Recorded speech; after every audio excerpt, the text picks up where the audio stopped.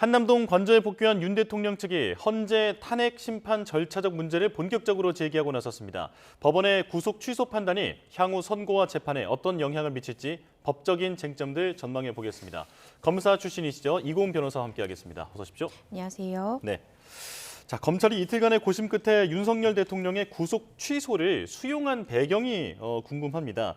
지금 이 재판부의 판단 내용을 보면 법리상의 어떤 사각지대에 대해서 우려를 제기했다라고 하는 분석이 있던데 어떻게 보셨습니까?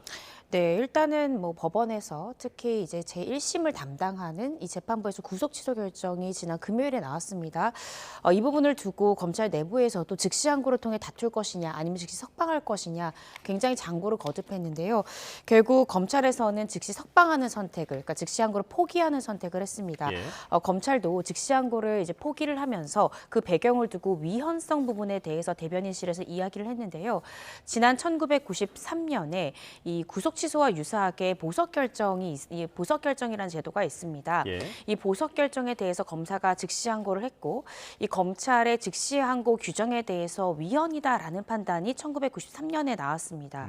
그리고 2012년에도 구속 집행정지라는 이 제도에 대해서 이 검찰이 즉시 항고를 했고, 검사가 이 구속 집행정지에 대해서 즉시 항고할 수 있다라는 규정에 대해서도 2012년도에 위헌 결정이 나온 바 있습니다. 예. 이 부분을 두고 대검에서는 아직 이 구속 취소에 대해서 이 즉시 항고할 수 있다라는 규정이 살아는 있지만 이후에 위헌이다라는 결정이 나올 수 있기 때문에 이런 부분을 좀 안전히 하기 위해서 우리는 즉시 항고하지 않고 법원의 결정을 받아들여서 일단은 구속 취소 결정에 따른 즉시 석방을 결정했다라고 보도자료를 내놓았고요. 그러면서도 이 구속기간 산정에 대해서 이번 재판부에서의 판단이 종래의 관행을 뒤엎는 결정이기 때문에 이 부분은 도저히 수긍할 수 없다라는 이 특수본의 입장도 함께 이야기를 했습니다. 그러면서 본안재판부, 즉 제1심 재판부에서 이 기존에 이번에 이 법원에서 판단을 내렸던 구속기간에 대한 이 기산 방법이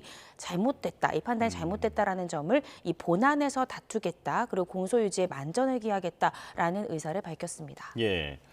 자, 그 조금 전에 말씀해 주신 그 위헌 사례들을 이제 보면 그게 보석과 집행 정지 아닙니까? 이번엔 구속 취소인데 이게 같은 논리를 적용할 수 있는 걸까요?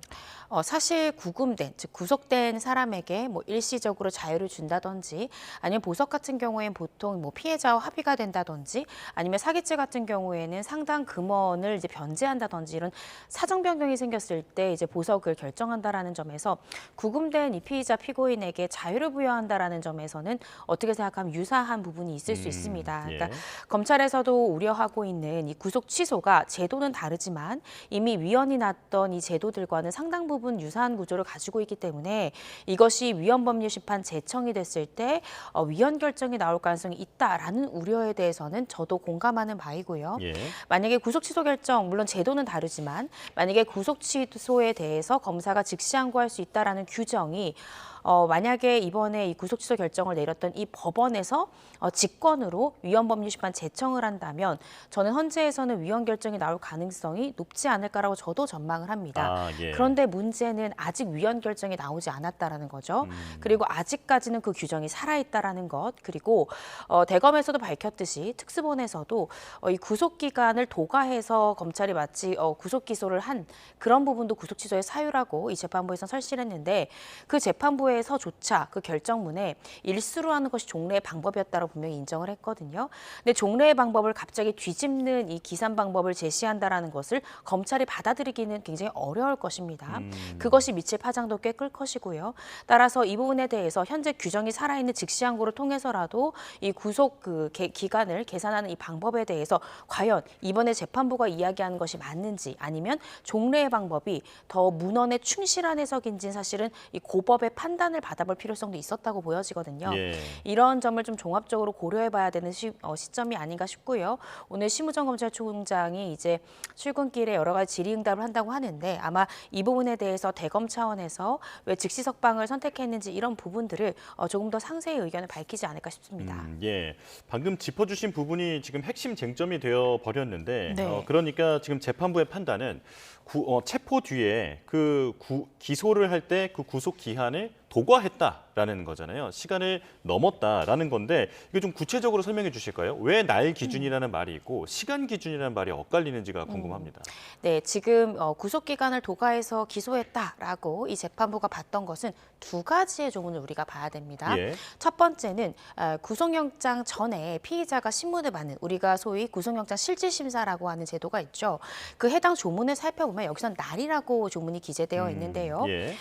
구속영장, 피의자 구속영장 전에 피의자 신문을 위해서 이 관련 서류가 법원에 접수된 날로부터 결정 후에 이 해당 서류가 검찰청에 반환한 날까지의 기간은 구속기간에 산입하지 아니한다라고 규정이 되어 있습니다. 예. 윤석열 대통령 또한 구속영장이 청구되고 나서 법원에서는 영장 발부하기 전에 영장 여부를 심사하는 이 구속영장 실질심사를 단행을 했고요. 이때 이 기록이 오간 시간이 33시간이었습니다. 그런데 법문에는 이 서류가 오간 날이라고 기재되어 있기 때문에 그간 검찰에서는 날은 일수다라고 보는 것이 통상적이고 그래서 윤석열 대통령뿐만 아니라 다른 피의자들에 대해서도 계속 검찰에서는 일수로 기산을 했습니다. 예. 그러니까 이 33시간이라는 것을 일수로 따져보면 이틀이지 않습니까? 그래서 검찰에서는 48시간만큼 그 구속기간이 늘어났다 이렇게 봤던 것이고 지금 윤석열 대통령 측의 변호인에서는 48시간으로 보면 안 되고 정확히 33시간이기 때문에 33시간까지만 늘어났다라고 봐야 된다 이렇게 주장을 했던 겁니다. 예. 근데 이 부분에 대해서 법원에서는 종래는 일수기 때문에 검찰의 의견이 종래에는 맞았을 수도 있지만 이렇게 된다고 하면 이틀로 계산하면 부당하게 그 33시간을 초과하는 만큼 부당하게 피의자가 구금되는 이 현상이 발생할 수 있기 때문에 불명확할 때, 의심스러울 때는 피고인의 이익으로라는 형사소송의 대원칙을 고려해서 33시간, 이 시간으로만 그 기간, 구속기간이 연장됨이 타당하다라면서 새로운 기산 방법을 제시를 했던 겁니다. 예.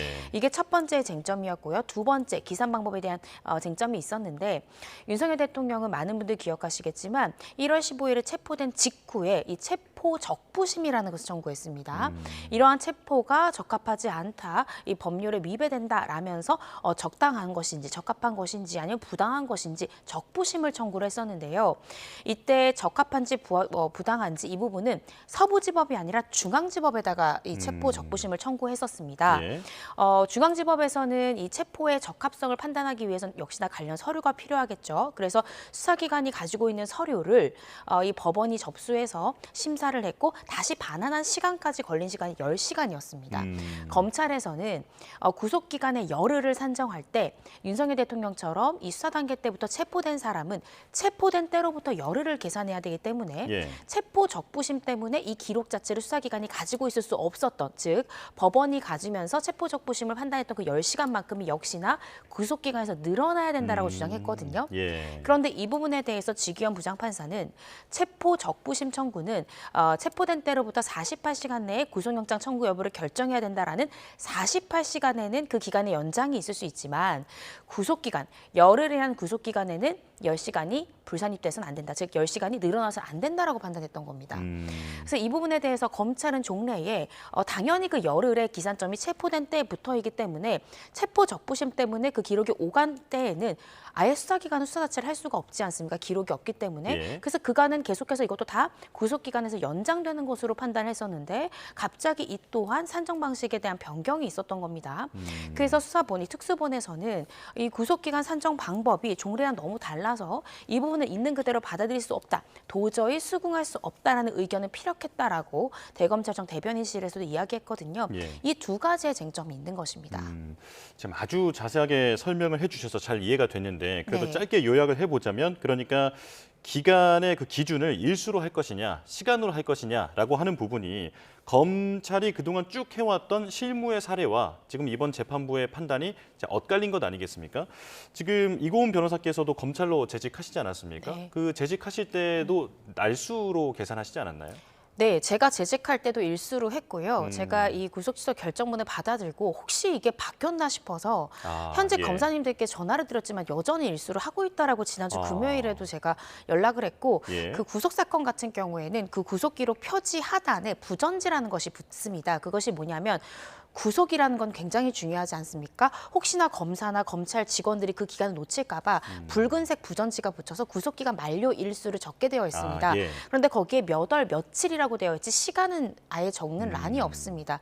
그만큼 그 일수로 따진다라는 건 검찰뿐만 아니라 아마 법원도 다 양해가 된 것이고 실제로 법문에도 제가 아까 말씀드렸듯이 그 기록이 접수된 날부터 반환된 날까지 그런데 날이라는 말은 일수라고 해석되는 게 어떻게 생각하면 문헌에 충실한 의미일 수 있고요. 시간이라고 해석하는 건 어쩌면 이 문헌의 의미를 조금 더 초월한 해석일 수 있기 때문에 이 부분에 대해서 그래서 검찰은 이 구속기간 기산 방법 이번에 새로 제시된 기산 방법을 법률이 개정된 것이 아니기 때문에 예. 현재 상황에서는 좀 받아들이기 어렵다라는 입장을 표명한 것이 아닌가 싶습니다. 예. 자, 그런데 지금 이 소식을 받아든 법조인들 대부분이 좀 당황스럽다라는 반응이더라고요. 예, 그러니까 만약에 지금부터 시간으로 계산하는 그 기준을 만약에 적용한다고 하면 이제 그 최근에 같은 기준으로 그 기소가 됐던 사람들이 구속 취소 청구가 잇따를 수 있지 않겠느냐, 혹은 앞으로 기소를 할 때는 그 시간 계산을 어떻게 해야 하느냐, 조금 많이 혼란스러워하는 것 같은데 주변에서는 어떤 목소리가 좀 들려오고 있나요? 네, 굉장히 혼란스럽죠. 심지어 검찰 내부에서도 오늘도 이제 아마 검사님들이 많이 출근을 하셨을 텐데 구속 사건을 가지고 있는 검사실도 굉장히 많을 겁니다. 예. 그렇다라고 한다면 오늘부터 시간으로 계산을 해야 되는 것인지 아니면 일수로 계산해야 되는 것인지 그 통일된 지침이 없습니다. 그리고 더 심각한 문제는 앵커님께서 지금 지적해 주신 것처럼 예. 아마 이번 주부터 구속 취소 청구를 할지 아니면 석방해달라 나도 시간으로 계산하니까 이 불법 구금이었다라는 진정서가 접수가 될 가능성이 굉장히 높습니다. 그러면 구속 취소 청구가 이번에 이 지기현 부장판사실이 아니라 다른 재판부에 이 구속 취소 청구가 예를 들어 들어갔을 때 그 해당 재판부에서는 시간이 아니라 문헌에 따라서 그리고 기존 종례에 따라서 일수로 계산한 것이 적합하기 때문에 구속 취소 사유가 없다라는 결정이 나와버리면 그러면 같은 달 내에서도 이 같은 규정에 대해서 기산 방법이 이 지기현 부장판사 이 해당 재판부의 이 판단과 다른 재판부의 판단이 또 달라져 버리면 그러면 검찰 내부에서는 도대체 어느 기준을 따라야 되는지 굉장히 혼란스러울 것 같고요. 저도 형사 사건을 주로 이제 변호하고 있는 변호인인데 저로서도 오늘 계속해서 이제 구속 사건 중에 제가 가지고 있는 구속 사건 중에 시간으로 계산했을 때 이제 문제 있는 사건에 대해서 구속 취소 청구를 의뢰인께 요청을 한번 해봐야 되나 이런 고민점에 빠졌거든요. 예. 그렇기 때문에 당분간 굉장히 혼란은 불가피하다라는 생각이 들고요. 그래서 오늘 이 심우정 검찰총장의 이야기도 굉장히 중요할 것 같고 만약에 이것이 관례로 시간으로 한다라고 하면 이것은 단순히 한 재판부에서 이야기할 것이 아니라 법원과 검찰의 어떤 간담회랄지 협의가 필요한 부분이 있습니다. 왜냐하면 아까 제가 말씀드렸듯이 그 부전지나 여러 가지 시스템이 시간을 기재할 수 있는 시스템이 아니고 종래에 계속해서 일수로 기재했기 때문에 그 오가는 법원과 오가는 서류에도 다 일자까지만 기재하도록 되어 있거든요. 네. 그럼 이런 부분에 대한 전면적인 시스템이 개선돼야 되고 바뀌어야 하는 부분이기 때문에 이 부분에 대해서는 상당 기간 좀 혼란이 좀 있지 않을까 싶습니다. 예, 지금 말씀해 주신 대로 심우정 검찰총장이 잠시 뒤에 출근길에서 입장을 밝힐 것으로 보이는데요. 그 부분에 대해서도 저희가 바로 다뤄드리면서 또 변호사님과 좀 해설을 좀 들어보도록 하겠습니다. 자, 지금 야당에서는 네. 검찰이 윤석열 대통령의 석방을 어떤 의도적으로 기획한 것 아니냐라고 의심을 하고 있거든요. 그러면서 심우정 검찰총장을 공수처에 고발한다라고 하는데 이게 지금 직권남용 혐의를 보고 있는 거죠. 네, 그렇습니다. 이러한 아마 이야기가 나온 것은 사실은 이 구속취소 결정 금요일에 나왔고 윤석열 대통령에 대한 이 석방 지휘는 토요일에 있었죠. 하루가 넘는 시간 동안 진통이 있었는데 많은 이제 보도가 나왔었습니다. 이 대검의 의견과 특수본 수사팀의 의견이 갈리고 이 부분 때문에 의견 합치가 잘 되지 않아서 시간이 좀 예. 네.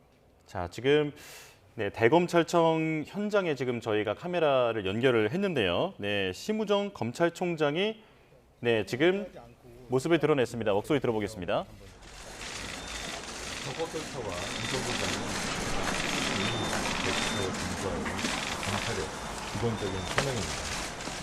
기소 이후에 피고인의 신병에 관한 판단 권한을 주어졌기 때문에 또한 법원의 결정을 존중하였습니다.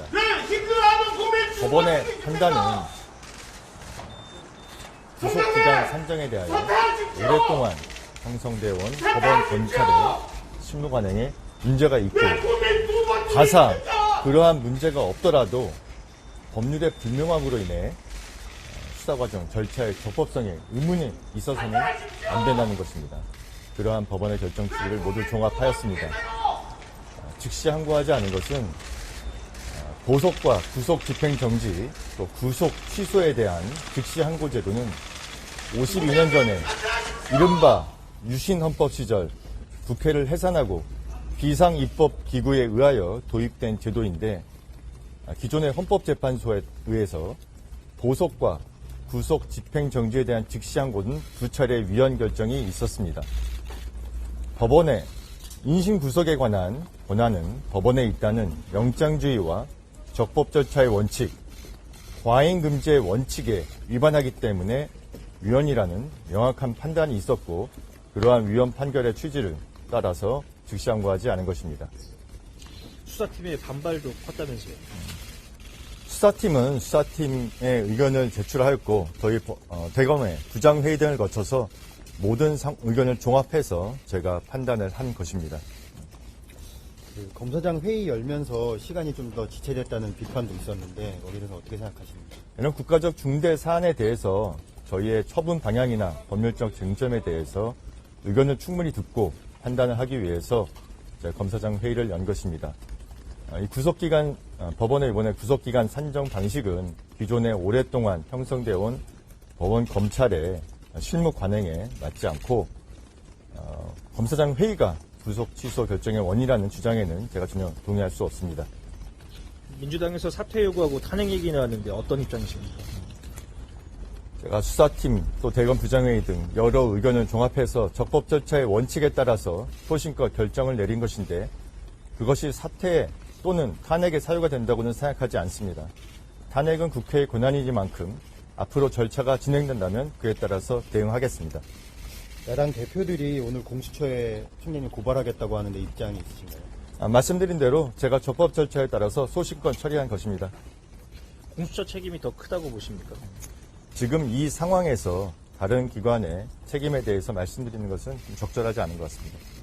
아까 말씀해 주시긴 했는데 구속 취소에 대한 즉시항고 위헌에 대해서 위헌이라는 판결은 아직 없잖아요. 근데 섣불리 단정한 거 아니냐 이렇게 지적이 있는데 어떻게 보시는지. 헌법재판소의 결정문을 보면은 인신 구속에 대한 권한은 법원에 있고 그러한 법원의 권한에 대해서 즉시 항고를 하여 집행정지 효력을 부여하는 것은 영장주의와 적법 절차의 원칙, 과잉금지의 원칙에 반한다는 명확한 판시가 있습니다. 이러한 상황에서 즉시 항고를 하여 또 다른 위헌 소지를 불러일으킬 것은 맞지 않다고 생각했습니다. 구속기간 지나서 기소했다는 법원 판단 수긍하십니까? 구속기간 산정 방식은 구속신문제도가 도입된 이후 오랫동안 형성되어 온 법원 검찰의 실무 관행입니다. 그런 기존의 실무 관행과 맞지 않는 부분이기 때문에 동의하기 어렵고 이 부분에 대해서는 본원에서 다투도록 수사팀에 지휘하였습니다. 즉시항고하지 않아서 공소 기각 가능성 커졌다는 지적도 있는데 어떻게 생각하십니까? 말씀드린 대로 이러한 여러 가지 논란에 대해서 본안에서 적극적으로 다투도록 지휘하였고 공소 유지에 철저히 기하도록 하겠습니다. 검찰 동호회에서 낸 입장문 어떻게 생각하세요? 검찰 동호회는 퇴직자들의 모임이고 저희 검찰과는 관계가 없습니다. 다른 단체에서 낸 입장문에 대해서 제가 말씀드릴 사항은 아닌 것 같습니다. 이상입니다. 수고하셨습니다. 자, 윤석열 대통령 석방 책임론에 직면한 심우정 검찰총장의 출근길 기자들과의 문답 내용 좀 듣고 왔습니다.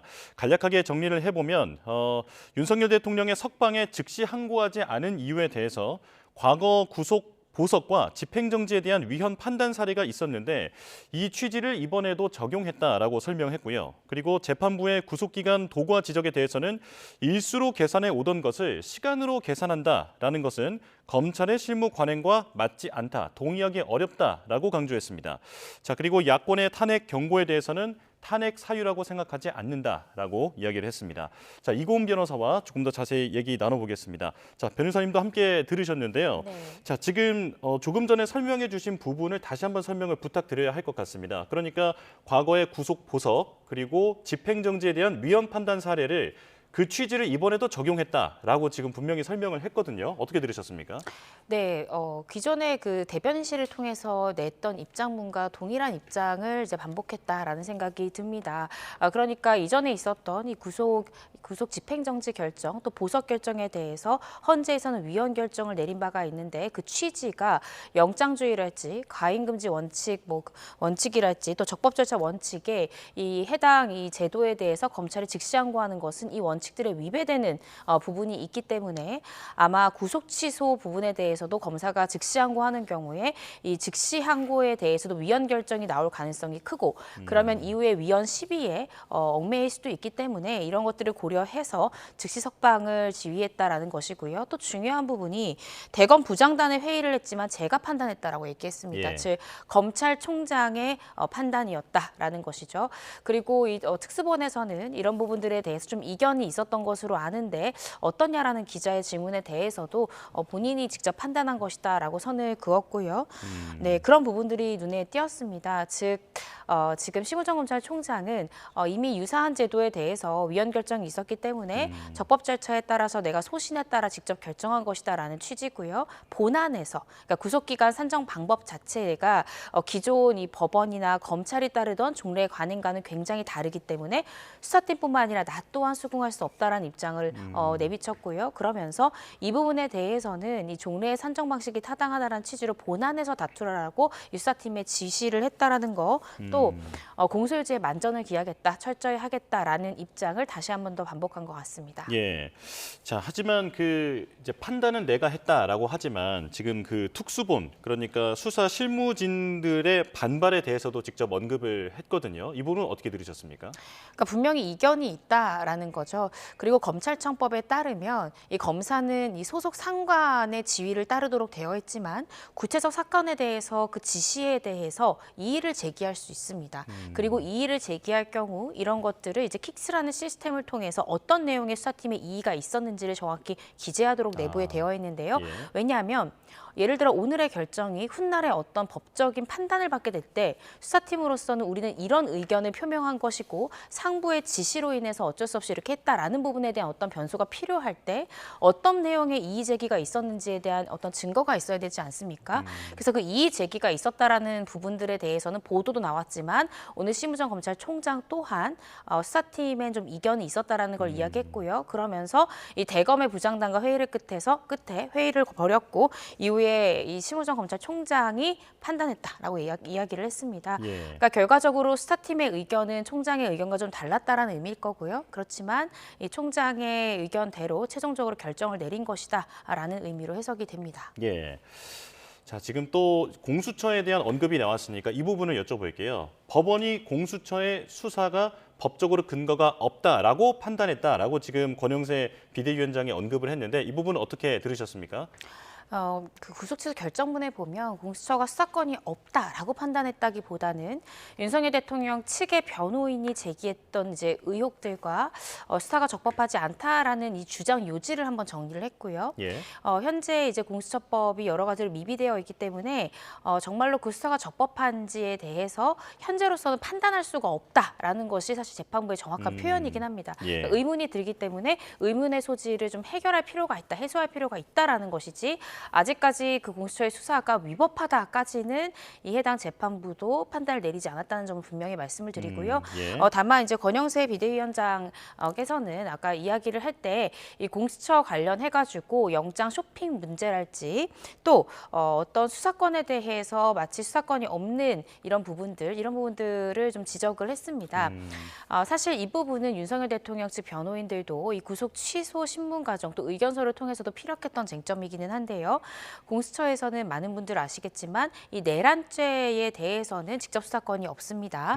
직권남용에 대해서는 직접 수사권이 있는데요. 그래서 윤석열 대통령의 사건에 대해서 공수처가 수사를 하면서 우리는 직권남용으로 수사를 하다가 직접 관련성 있는 내란죄를 직접 관련성의 요건으로서 수사를 함께한 것이다라고 거듭 주장을 했고 이 부분에 대해서 윤석열 대통령 측에서는 체포영장 단계부터 계속해서 문제 제기를 했습니다. 예. 결국에는 이게 내란죄 수사인데 이 수사권이 없으니까 형식적으로만 이 직권남용을 끌어왔던 것이 아니냐라고 계속해서 의문을 제기를 했고요. 그래서 이 체포적부심 때도 이런 부분을 이유로 청구를 했었는데 기각이 됐었고 또 영장실질심사, 구속영장실질심사 때도 이 쟁점을 이야기했는데 이 부분에 대해서도 구속영장실질심사 때도 받아들여지지는 않았습니다. 그러다가 이번 구속 취소 결정에서는 이런 여러 가지 윤석열 대통령 측의 의문사항에 대해서 판사도 아직 의문의 소지가 해소되지 않았다. 그것이 적법이다 위법이다라는 판단보다는 나도 아직 의문이 들기 때문에 상급법원에서 이런 부분들이 또 파기의 사유가 될 수도 있고 재심의 사유도 될 수 있어서 섣불리 지금 단계에서 구속 상태에서 어떤 재판을 진행하기는 좀 무리가 있어 보인다라는 취지거든요. 예. 그래서 이 부분에 대해서는 아마 검찰에서 그 본안 재판, 1심 형사 재판을 통해서 아마 이 관련 인지가 되었다라는 점을 좀 입증할 수 있는 서류를 제출할 수 있지 않을까 싶습니다. 예. 예를 들어 공수처에서 수사 서류 중에 증거 기록으로는 제출을 잘 하진 않는데요. 그러니까 예를 들어서 수사기관이 수사를 한 서류가 1000페이지라고 하면 그 1000페이지가 모두 법원으로 가는 것이 아닙니다. 예. 그중에 증거 서류로 낼 것들만 추려서 뭐 1000페이지면 한 800페이지만 증거 서류로 해서 제출을 하고 나머지 200페이지는 수사기관 내부의 서류 같은 거는 빼내서 보존실에 보존을 하거든요. 아마 관련 사건 인지 보고서가 있다면 그런 부분들은 보통 증거 기록으로 내진 않습니다. 수사기관 내부 서류이기 때문에. 예. 그래서 이런 것들이 있는지를 아마 지금 윤석열 대통령 사건을 담당하고 있는 특수본에서는 확인을 해볼 것 같고요. 그것이 수사 서류 안에 있다고 하면 그것을 빼서 추가 증거로 제출할 수 있습니다. 그래서 이런 것들을 통해서 최초에 이제 수사를 시작됐던 죄명 자체가 직권남용이고 이후 직접 관련성이 있어서 관련 인지를 한 것이 내란죄라는 것을 이 내부 서류로서 물증으로서 입증할 수 있는 그런 방법을 고안해 볼 수 있지 않을까라는 생각이 들고요.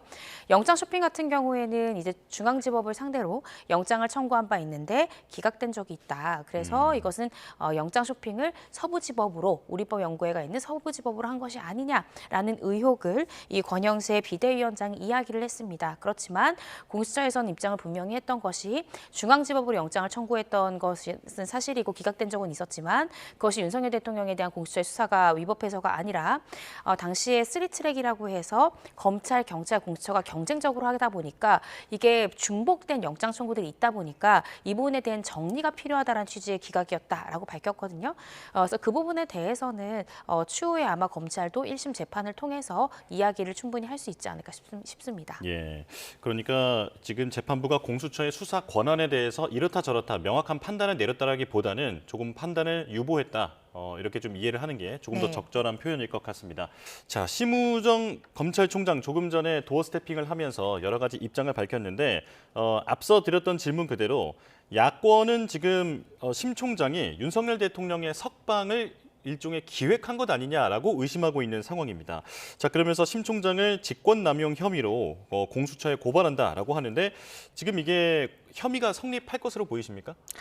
이 부분에 대해서는 혐의가 성립할지 않을지 여부는 사실은 이 특수본과 이견을 어떻게 나눴는지 이런 부분들이 있을 것 같고요. 또 구속기간 부분이 도가하게 됐다라고 지금 법원은 보고 있는데 어찌됐든 이 해당 사건이 검찰로 넘어와서 시간이 이제 흐르는 동안 과연 뭐 심우정 검찰총장이 뭐 어떠한 지시를 내려서 이렇게 기간이 흘렀는지 이런 부분들을 볼 것입니다. 그렇지만 저는 이 직권남용 부분에 대해서 성립하기가 조금 어렵지 않나라고 개인적으로 생각하는데요. 그 이유가 사건이 공수처에서 검찰로 넘어올 때 시간이 소요됐던 것이 검사장 회의도 분명히 있을 수 있겠지만 그보다 더 큰 것은 많은 분들 기억하시겠지만 검찰에서는 당연히 구속기간이 10일 연장될 것으로 예상을 하고 구속영장 연장 신청을 한번 넣었습니다. 예. 그런데 그 법원에서 그때 기각을 했죠. 그리고 나서 재차 또 연장 신청을 넣고 기각되는데 이틀의 시간이 소요가 됐거든요. 그래서 그런 부분들도 상당 부분 이 시간이 소요된 데에 한 가지의 원인이기 때문에 어떤 검찰이 기획을 가지고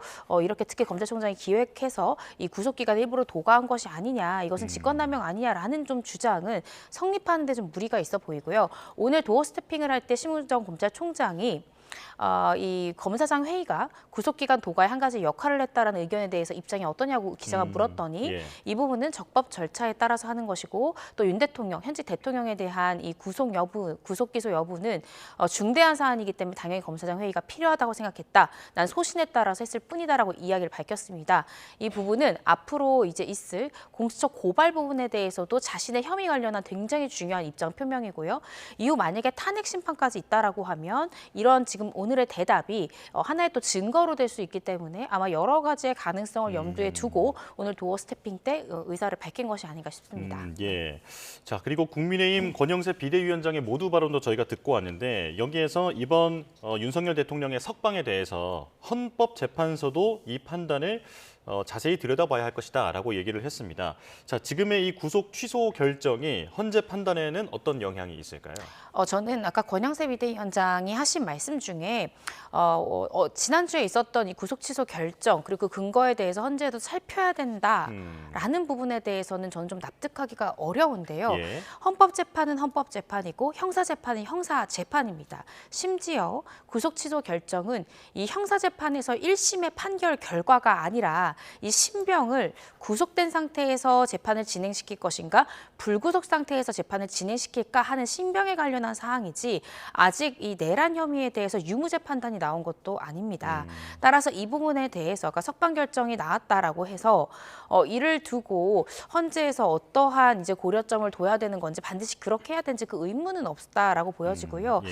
그리고 특히나 이번에 탄핵 심판에서는 이 형사 이슈, 형사 쟁점에 대해서는 그 심리 대상에서 제외하기로 이야기를 했기 때문에 더더욱 이 구속 취소 결정이 헌법재판에 영향을 법적으로 미치면 저는 안 된다라고 생각을 합니다. 예. 그래서 당연히 이제 국민의힘 쪽이기 때문에 그러한 이제 의견을 피력할 수는 있지만 분명한 것은 구속 취소 결정이 내란 혐의에 대한 무죄 판단은 아니라는 것 그리고 공소기각 결정도 아니라는 것은 분명하거든요. 예. 이제 막 재판이 시작되고 2차 준비기일을 앞두고 있는 그런 상황이기 때문에 어떤 구속 취소의 배경이 된 부분에 대해서 참고는 할 수 있겠지만 이것이 헌재의 결정을 뒤바꿀 정도의 그런 사항인가 저는 아니다라고 개인적으로 생각을 하고 있거든요. 예. 이 부분은 조금 지켜봐야 될 것 같고요. 또 공수처의 수사가 예를 들어서 위법하다라고 한다 한들 공수처가 만들어낸 증거 자료가 거의 없습니다. 예. 윤석열 대통령이 조사 때 한 번은 갔지만 진술 거부권을 행사했고 그 이후엔 아예 출석조차 하지 않았거든요.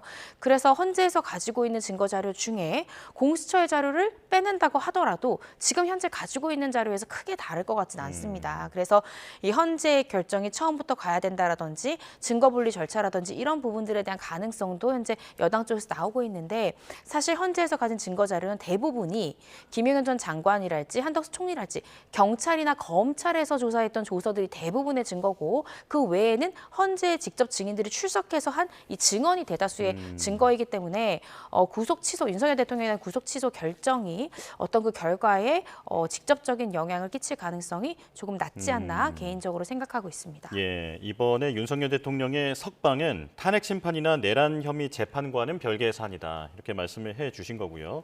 자, 그리고 위법한 수사로 얻은 증거는 효력이 없다라고 하는 부분에 대해서도 공수처가 대통령을 상대로 한 수사 자료 자체가 거의 없기 때문에 아마 헌재에는 어떤 영향이 없을 것이다. 지금 이렇게 좀 말씀을 해주셨습니다. 자, 그리고 정치권 일각에서는 대통령 탄핵 심판 변론을 다시 시작해야 한다라는 얘기까지 있는데 이 부분도 별개의 사안이다 이런 의견이실까요?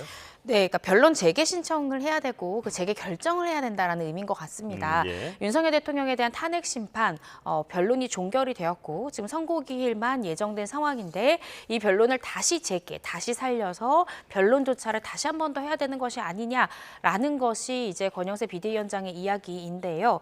그런데 그것은 어디까지나 헌재 재판관들이 결정해야 되는 상황이고 그리고 아까 제가 말씀드렸듯이 헌법재판과 형사재판은 굉장히 다르다는 점 그리고 구속 취소 결정이 지금 형사재판에서의 무죄 판단은 또 아니라는 점을 봤을 때 헌재에서 변론 재개 결정을 할 가능성은 비교적 낮다라는 생각이 들고요. 예. 법적으로 엄밀히 보자면은 아까 제가 말씀드렸듯이 구속 취소는 신병에 관련한 부분일 뿐이기 때문에 이를 두고 어떤 변론 재개를 반드시 해야 해야 된다. 이렇게 보긴 좀 어렵지 않나 싶습니다. 아, 예. 혹시 변론 재개를 하려면 어떤 법적인 절차 같은 게 있습니까? 네, 변론 재개는요. 이 당사자의 신청에 대해서도 신청에 따라서도 가능하고 예. 재판부가 필요할 땐 직권으로 변론 재개 결정을 하기도 합니다. 지금 뭐 예를 들어 윤석열 대통령 측에서는 조심스러운 추측이긴 하지만 변론 재개 신청서를 넣을 가능성은 있을 것 같습니다. 네. 오늘 뭐 허영 교수님이 또 의견서를 제출하기도 했고 또 한국 헌법학회의 회장이 또 직접 의견서를 제출하기도 했죠. 예. 이런 움직임은 이제 구속 취소 결정이 나온 이후에 헌재가 좀 다른 방향으로 판단을 좀 봐야 되는 것이 아니냐라는 취지의 이제 의견서와 움직임이라 보여지는데요. 아마 이 의견서 제출한 다음에 윤석열 대통령 측 변호인들은 변론 재개 신청서를 적극적으로 제출할 지금 그런 부분들에 대해서도 논의를 하고 있지 않을까 조심스럽게 추측을 해보고 예. 그런 신청서가 왔을 때 아마 법원이 판단할 겁니다. 재개 결정을 내릴지 신청에 따라서 아니면 기각할지 이 부분에 대해서는 재판관들이 평일을 거쳐 결정하지 않을까 싶습니다. 예. 자, 그런데 이번 사안을 두고 또 야권에서는 그래도 재구속이 될 수도 있다. 재구속은 시간 문제다라고 하는 그런 의견도 있더라고요. 만약에 탄용이 인용돼서 파면이 된다면 그렇다면 불소추 특권도 사라지는 겁니까?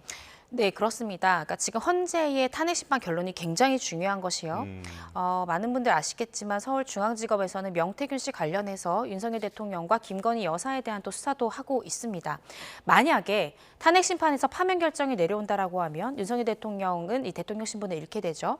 그러면 불소추 특권 사라집니다.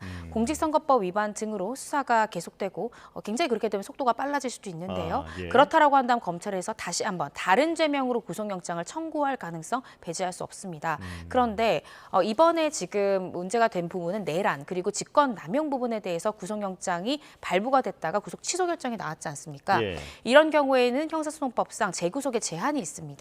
동일한 사실에 대해서는 다른 중요한 증거가 나오지 않는 한 다시 구속할 수 없다라는 형사소송법 규정이 있기 때문에 제가 생각할 때는 이 동일한 내란 및 이 직권남용 관련해서는 다시 구속되기는 좀 어렵지 않을까라는 생각이 들고요. 하지만 파면 결정이 예를 들어 나온다라고 하면 그때는 불소추 특권이 사라지기 때문에 선거법 위반 등 다른 혐의 사실로는 구속될 가능성이 있다. 그러니까 구속의 가능성이 있다. 여기까지는 우리가 점쳐볼 수 있을 것 같습니다. 그렇군요. 자, 그리고 공수처 폐지론도 조금 전에 언급이 됐었는데 이 부분도 짚어보겠습니다. 자, 공수처의 역할과 관련해서는 과거부터 좀 보완할 점이 많다라는 지적은 있었는데요. 이번 사례로 그 법리적 사각지대가 드러났다라고 하는 지적이 있습니다. 어떻게 보십니까? 네, 그러니까 공수처법에 조금 구멍이 있다, 미비점이 있다라는 지적은 계속 되어 왔죠. 특히 윤석열 대통령처럼 이 수사권만 공수처가 가지고 있고 검찰이 기소권을 가지고 있는 이런 경우가 굉장히 흔치 않기 때문에 지금 이 윤석열 대통령 사안에서 특히나 그 법률의 미비점이 더 도드라지게 보였던 것이 아닌가라는 생각이 듭니다. 그래서 이번을 기화로 해서 만약에 공수처라는 기관이 사라지지 않는다라고 하면 그 법안을 개정하고 미비점을 해소할 부분은 분명히 있다는 생각이 들고요. 구속기간 배분에 있어서도 예를 들어 경찰과 검찰은 그 구속기간이 각 10일로 정확히 명문 규정이 있습니다. 예. 그런데 공수처 같은 경우에는 공수처에서 수사를 하고 기소를 다른 기관에서 했을 때 그 구속기간을 어떻게 배분할 것인지에 대해서 공수처법에 그 규정이 없거든요. 그래서 이런 부분들에 대해서 분명한 정리는 좀 필요할 것이다라고 보여지고요. 지금 문제되고 있는 그 관련 인지 이 부분에 대해서도 검찰 같은 경우에는 관련된 서류 규칙들이 있어서 관련 인지를 했을 때 어떤 형식의 보고서를 써야 되고 어떤 결재권자가 결재를 해야지만 관련 인지가 허가가 되는지가 세세하게 다 규정이 되어 있는데 예. 공수처법에선 그런 부분들이 보이지 않거든요. 그래서 이번을 기화로 해서 직접 관련 사건을 인지를 할 때 어떤 절차를 거쳐야 되고 뭐 처장까지 결재를 득해야 된다든지 이런 부분들에 대해서 정확히 규칙을 규정을 해놓는다면 더 이상 이런 법률적 시비에 얽매이지 않을 수 있지 않을까 생각이 듭니다. 예, 이제 말씀을 들어보니까 제도적 미비점은 이제 확실히 있어 보이는데요. 근데 그 가운데 핵심은 이것 같습니다. 공수처 검사와 검찰의 검사의 권한이 법적으로 완전히 같은가? 이 부분에 대해서도 궁금한데 지금 현재 법조계 시각은 어떻습니까? 이 부분에 대해서는 의견이 다 갈리는 것 같습니다. 그러니까 사실은 용어 자체는 검사라고 해서 동일한데 그렇다고 해서 공수처 검사를 검찰로 볼 것인가를 두고 굉장히 또 여러 가지의 갑론을박이 있는데요. 이 부분에 대해서도 명확히 규정할 필요가 있을 것 같고요. 예. 예를 들어서 공수처에서는 수사만 할 할 수 있고 검찰에서는 기소를 할 수 있을 때 이 부분에 대해서 이 공수처 검사를 예를 들어 사경과 같은 지위로 볼 것인지 아니면 동등한 검찰로 볼 것인지 조금 더 규정이 필요할 것 같습니다. 네, 알겠습니다. 자, 긴 시간 고맙습니다. 이고은 변호사와 함께했습니다. 고맙습니다.